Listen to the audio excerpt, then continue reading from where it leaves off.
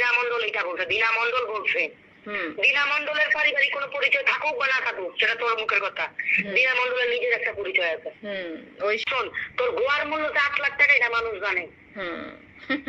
আর তোর মূল্য যে কি 10 লাখ টাকা, এটা তুই প্রমাণ করছস, বুঝছস? তুই এত ভালোবাসিস, মামলা দিলি কে? তোর জন্য দিছি, তোর জন্য দিছি। আমি এখনো বলতেছি তোর জন্য দিছি। সাইম আসুক, সাইম কালকে বলুক, আমি 1 টাকাও নিব না, আমি কালকে মামলা তুলে ফেলবো, আল্লাহর নামে শপথ করে বলতেছি। তো মামলা তুলবে কি করবে? তোর লগে সংসার করবো? আমার 14 ধরিয়া আমি চুদাস। তুই যে ভাষাগুলো বলতেছিস, ভাষাগুলো ঠিক করে কথা বল। আমি ভাষা ঠিক করে কথা বলতে পারবো না। তোর সাথে আমার বহুদিন যাবত কথা বলার ইচ্ছা ছিল। তুই রেকর্ড করতেছিস না? রেকর্ড কর। না, আমার তো তোর রেকর্ড করার কোনো খায়ের কাম নেই।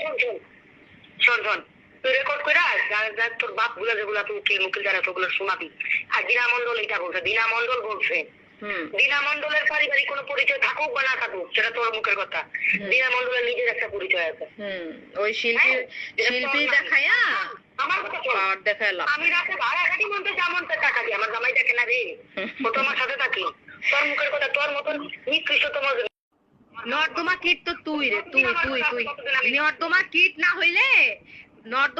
না হইলে আমার জীবনটা নষ্ট করে দিতি না। যদি তোরে বলার পর আমি তোর একটা কথা বলি, তুই যদি টাকার শেল্টার না দিতি, আমার কথা শোন, তুই যদি টাকার শেল্টার না দিতি, এই সাহেব ঘুরে আমার কাছে আসতো।